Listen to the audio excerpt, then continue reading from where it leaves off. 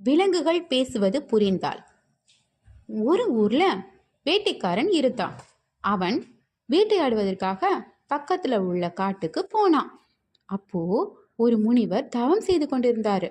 அவரை ஒரு புலி தாக்க வந்தது. அதை பார்த்து வேட்டைக்காரன் முனிவரை காப்பாற்றினான். எனவே முனிவர் அவனுக்கு பறவைகள் விலங்குகள் பேசுவது கேட்கும் சக்தியை வரமாக வழங்கினார். முனிவர் கொடுத்த வரத்தால் அவன் மிகவும் மகிழ்ச்சியடைந்தான். முனிவரிடமிருந்து வரத்தை பெற்றுக்கொண்ட வேட்டைக்காரன் திரும்பும் வழியில் ஒரு மான் தன் குட்டிகளோடு மேய்ந்து கொண்டிருந்தது. இவனை பார்த்ததும் அம்மா மான் தன் பிள்ளைகளை இவனிடமிருந்து எப்படியாவது காப்பாற்ற வேண்டும் என்று இவனை மனதிற்குள் கேவலமாக திட்டியது.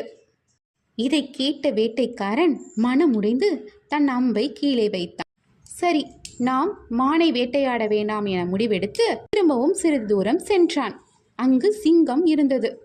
அது அவனை பார்த்து, நாம் தான் அனைவரையும் கொன்று சாப்பிடுவோம், ஆனால் நம்மளையே கொல்ல நம்மை விட மோசமான ஒருவன் வந்துவிட்டானே என திட்டி பேசியது.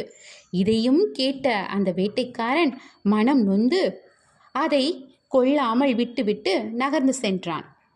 சிறிது தூரம் நடந்து சென்ற அவன் ஒரு குளத்தை பார்த்தான். அதன் அருகே விலங்குகள் இருந்தன. அந்த விலங்குகள் இந்த வேட்டைக்காரனை பார்த்ததும், ஐயோ, நம்மை கொல்ல ஒரு வேட்டைக்காரன் வந்து விட்டானே என தளதெறிக்க ஓடின. இந்த விலங்குகள் அனைத்தும் பேசுவதை கேட்ட அந்த வேட்டைக்காரன் மிகவும் மனம் வருந்தி அந்த விலங்குகளிடம் இரக்கம் காட்டினான். பறவைகளையும் விலங்குகளையும் வேட்டையாடி அதுகளை கொன்று செய்யும் இந்த தொழில் இனிமே தேவையில்லை என முடிவெடுத்தான்.